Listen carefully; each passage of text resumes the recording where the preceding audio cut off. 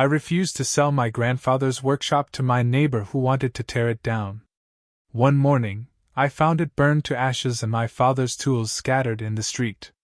I confronted her, tears in my eyes, and she said, "Now there's nothing left tying you here." I called the fire department, but when they showed me what was written in gasoline on the floorboards, my heart stopped. I'm Nathan. I'm 38. I live in a small town just outside Asheville, North Carolina, been here my whole life. I work as a mechanic, and until last year, I spent most of my free time in the workshop my grandfather built behind our house. That workshop meant everything to me. My dad and I rebuilt motorcycles there, fixed old lawnmowers, built shelves, birdhouses, and just talked. It's where I learned how to use my hands and where I kept my dad's tools after he died. It wasn't fancy. Just wood, tin, and years of grease and memories. But it was ours. When my dad passed away from a heart attack 3 years ago, that workshop became even more important to me. I'd go out there when the house felt too empty. I could still smell his aftershave in the sawdust. The hammer he used was still on the workbench, untouched. It was like he hadn't left. That's why I couldn't sell it. Not for any price. But Evelyn Price thought she could change my mind. Evelyn moved in next door about 5 years back. She wasn't from here. She was one of those people who wanted to escape the city, but also wanted everything in the country to change for her. She had one of those big white modern houses that looked like it belonged in a magazine, not this neighborhood. Landscaping company out every week. Amazon boxes stacked outside her door like a warehouse. I first met her when she came over with cookies and a survey. She smiled like she rehearsed it in the mirror. "Hi. I'm Evelyn. Just moved in. Wondering if you'd be willing to sell the back part of your property. The one with that old shed?" I told her it wasn't for sale. "It's not a shed," I said. "It's a workshop. My grandfather built it." She smiled tighter and said, "Oh, of course.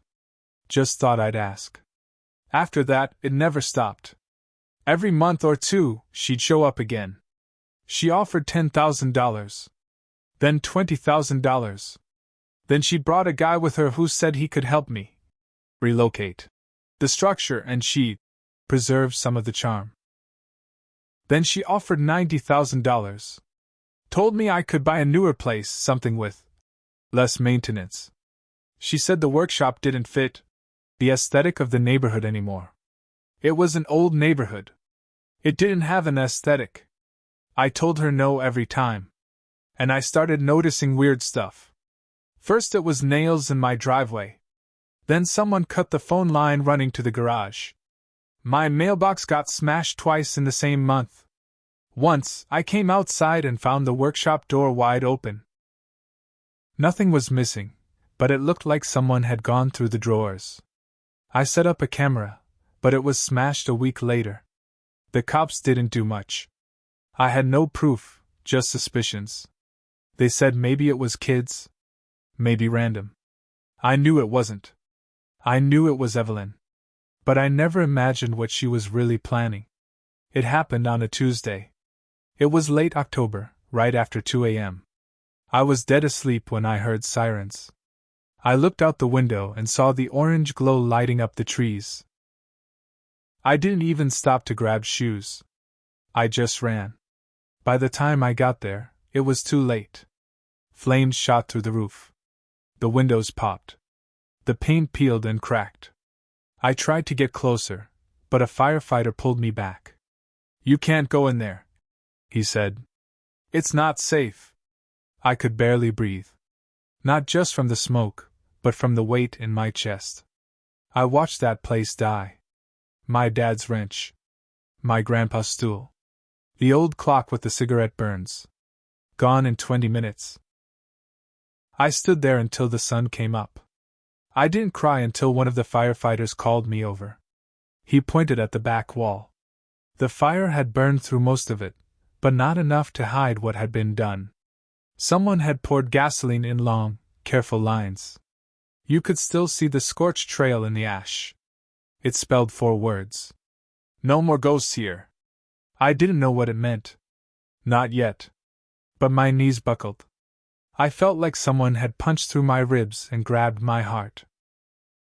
The arson team confirmed it was deliberate. Someone had broken in, poured accelerant, and lit the match. But there was no sign of forced entry. No fingerprints. Nothing they could take to court. I told them I had a suspect. I gave them Evelyn's name. They took it down, but they didn't sound hopeful. I walked to her house. I didn't knock. I pounded on the door until she opened it, standing there with coffee and a robe like she hadn't just ruined my life. I stared at her. I couldn't even speak at first.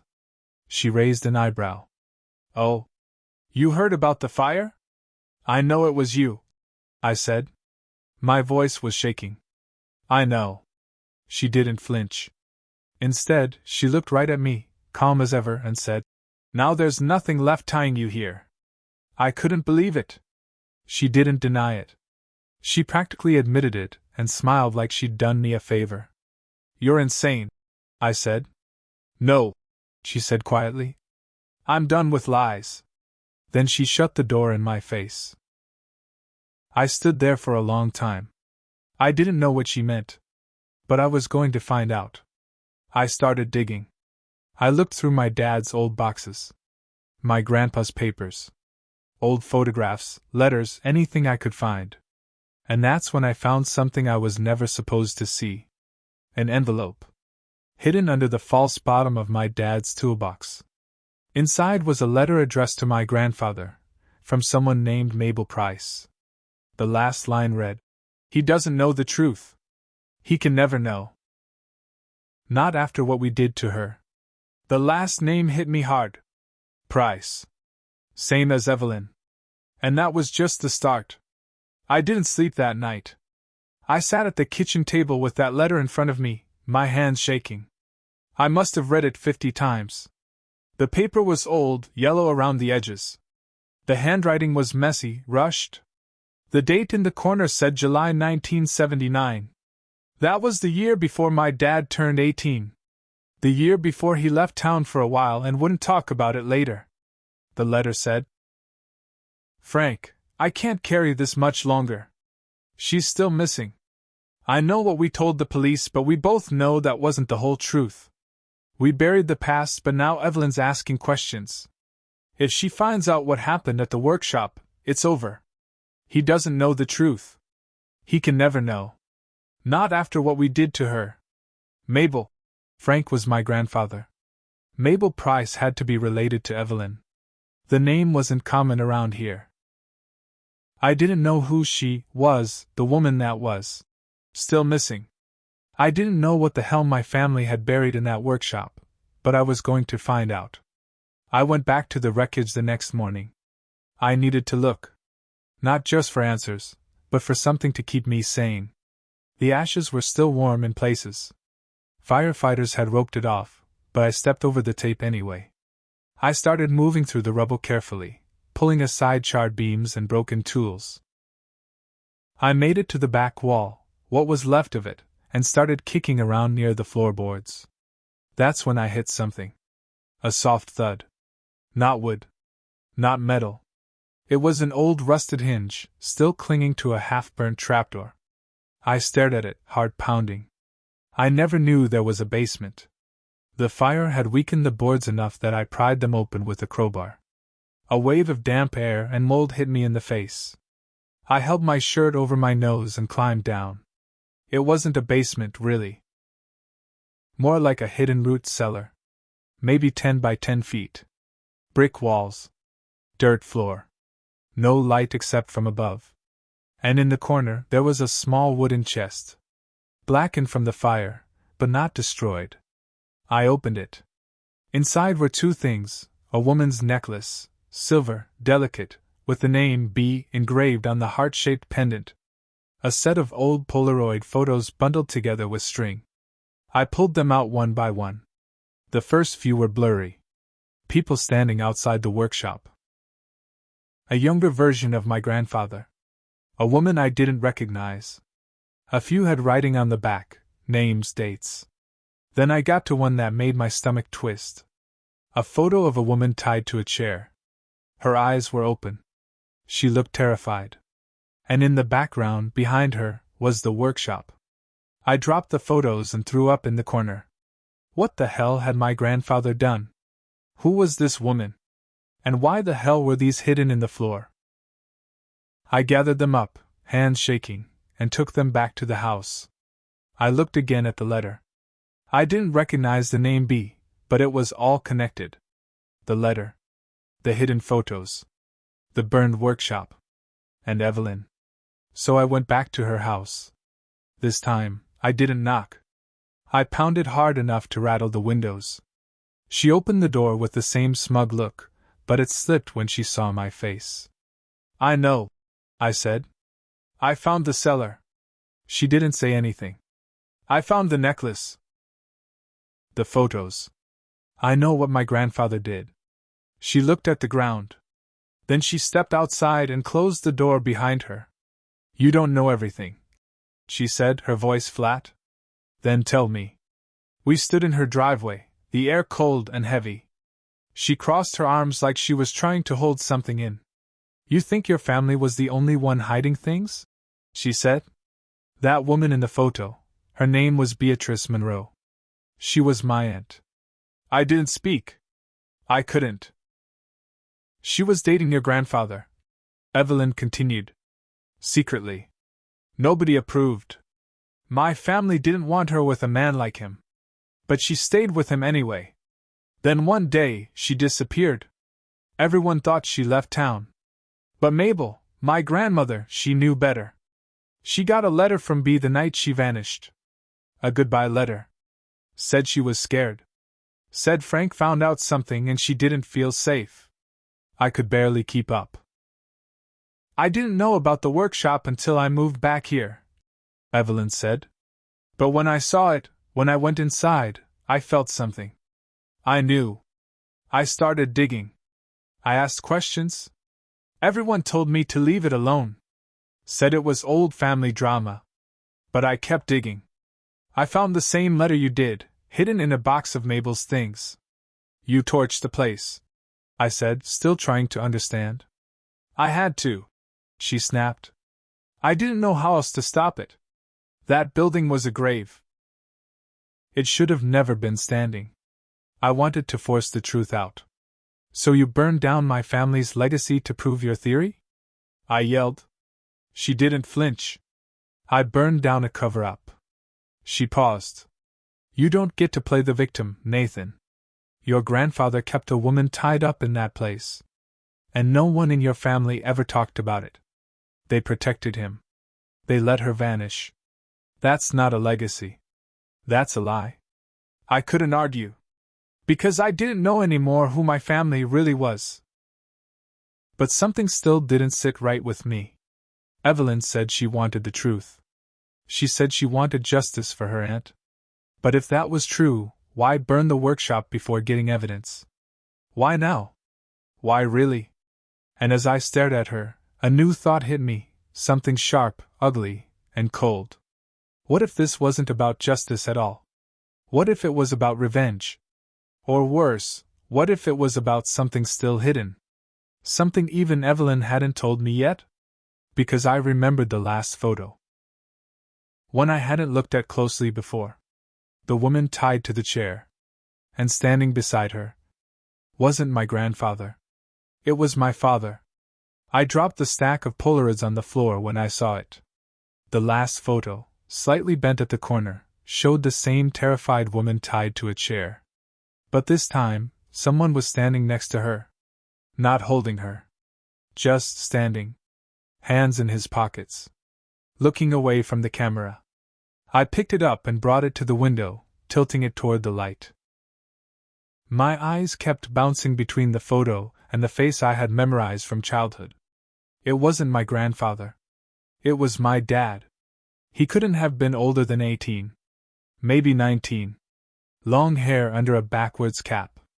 That lazy slouch he always had. I recognized the boots. He wore them until they fell apart. He was standing there like he didn't belong, but he was there. In the frame. with a tied-up woman. I sat down hard on the floor. The truth didn't just burn. It buried me. I didn't sleep again that night. I pulled out every box, every photo album, every old note my dad ever kept. I couldn't find anything else. No mention of B. No mention of Evelyn's family. No confession. No explanation. Just one letter from 1996, written but never sent. It was to someone named L. It said, "I can't run from this anymore. I was just a kid, but I didn't stop it. I didn't speak up. He made me believe she'd ruin everything. He said she wanted to expose Grandpa. That she was going to bring everything down. I just wanted her to leave. I didn't know he'd. I didn't know. Maybe I did. Michael. My father. I felt sick. The next day, I drove to the records office in Asheville. I started looking into missing persons from the late 1970s. It took hours, but I found one match. Beatrice Monroe. Last seen July 11, 1979. Age 24. Lived 2 blocks from my grandfather's house. Reported missing by her sister, Mabel Price. Police investigated. No evidence of foul play. No suspects. Closed within 3 weeks. I kept digging. Mabel's name came up again in a probate file from 1984.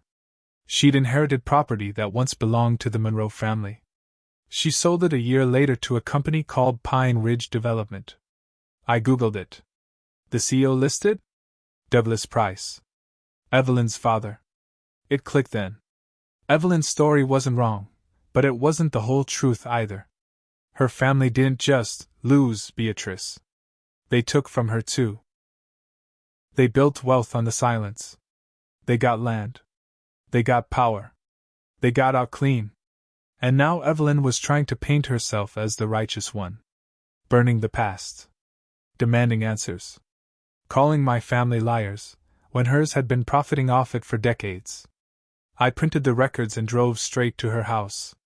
This time, I didn't knock. She saw me coming through the window and opened the door with that same cold look. "I'm not in the mood," she said. "No," I snapped. "You're gonna listen." I dropped the documents on her porch. "Your family knew. They covered it up. Your dad bought that land. Made money off her death. And you think you're better than me?" She glanced at the papers, then looked back at me.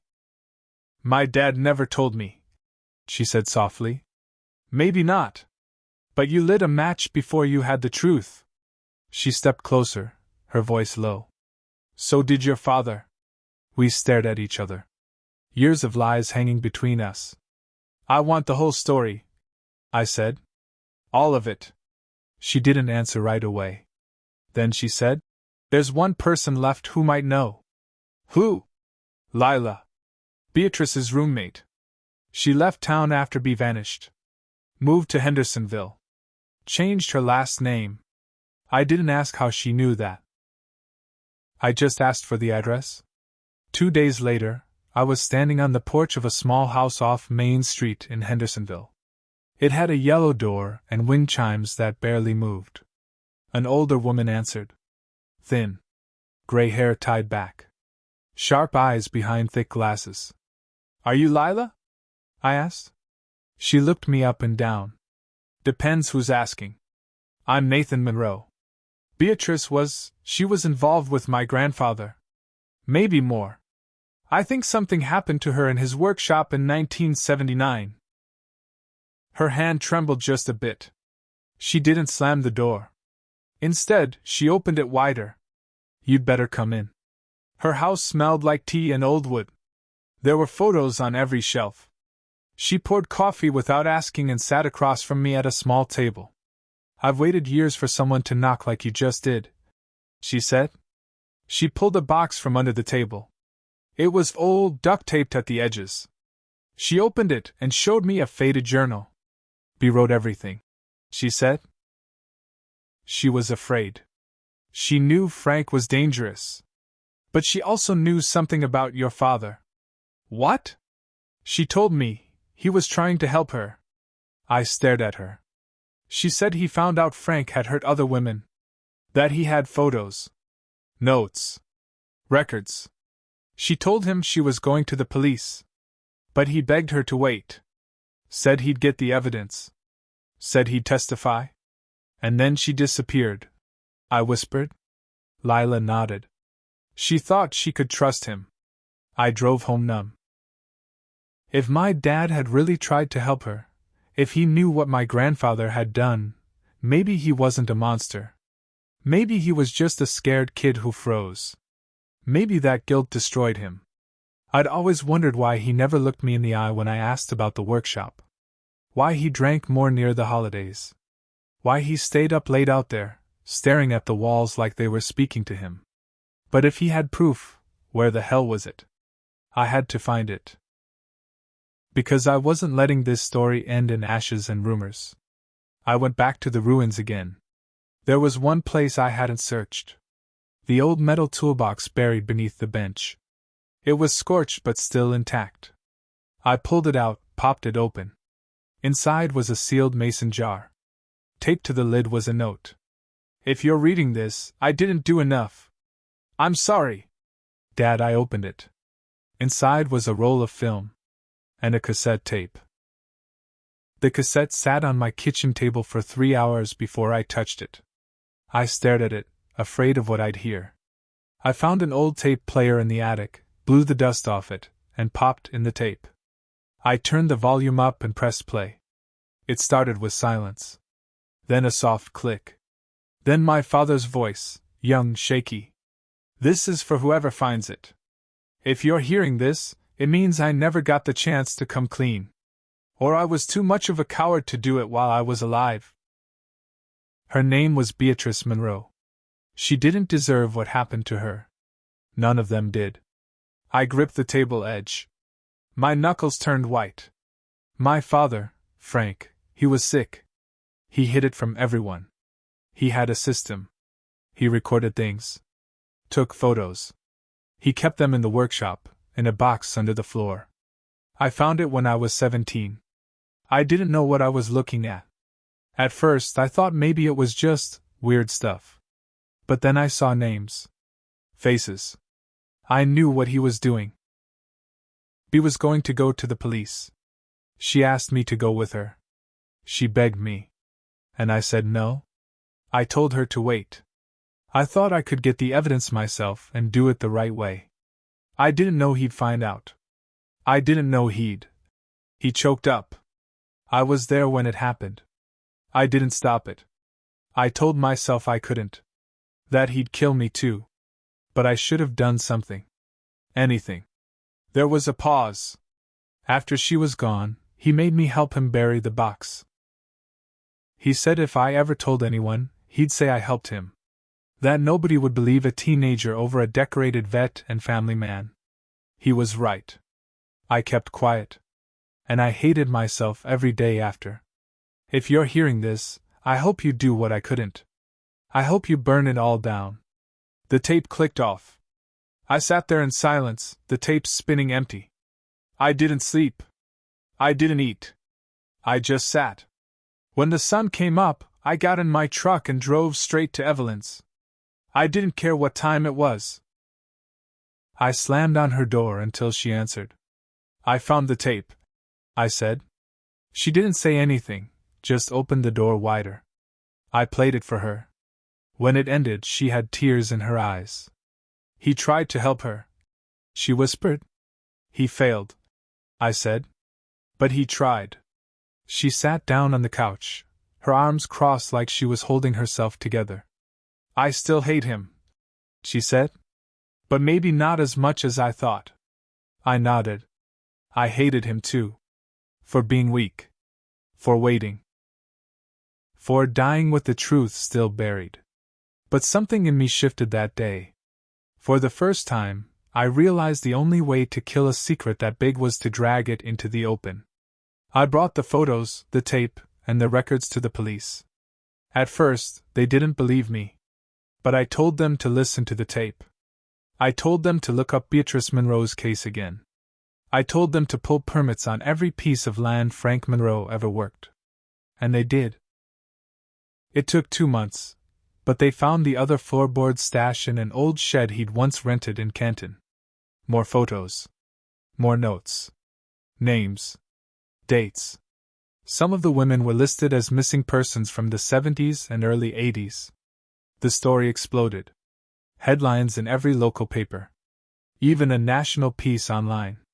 Dead veteran tied to cold case ring of assaults, murders in Asheville area, evidence buried in workshop leads to dark family legacy. Evelyn was interviewed. So was I. My name was dragged through the mud. People thought I must have known. Some said I protected a predator. That I defended a monster's memory. I took it all. I didn't fight back. Because they weren't wrong. I had defended my grandfather. I had fought to keep that workshop standing. I thought it was a symbol of legacy. Turns out it was a tomb. The land was seized and marked as a historical crime site. Evelyn refused the $90,000 insurance payout for her house and instead used the attention to start a nonprofit in Beatrice's name, for families of cold case victims. I gave her everything: photos, documents, my dad's tape. She took none of the credit. I asked her why once. She said, "Because it's not about revenge anymore. It's about making sure no one forgets her again." But she did get one last piece of justice. A man named Douglas Price, her father, was arrested 6 months later for fraud and perjury. Turns out, when he bought the Monroe property, he forged signatures and suppressed the original deed records. Evelyn found proof in Mabel's old things: notes, bank statements, bribes. He's now serving time for financial crimes. Not for murder. But it was something. And he died behind bars 3 months into his sentence. Heart failure. Evelyn didn't go to the funeral. Neither did I. As for me, I moved out of the house. I couldn't stay there. Not after knowing what happened in that workshop. I sold the land for $1 to Evelyn's nonprofit. They turned it into a memorial garden. Just flowers. A stone bench. And a plaque with her name, Beatrice Monroe 1955 to 1979. She deserved better. I visit sometimes. I sit on the bench and listen to the wind move through the trees. I think about my dad. I think about all the times I looked up to him. And I think about the moment I found the truth, and lost my family in the process. It wasn't clean. It wasn't fair. It didn't feel like justice at first. But now, I understand something. Justice doesn't always roar. Sometimes it whispers through ashes. And sometimes it looks like letting go of the place you loved most, because the truth matters more.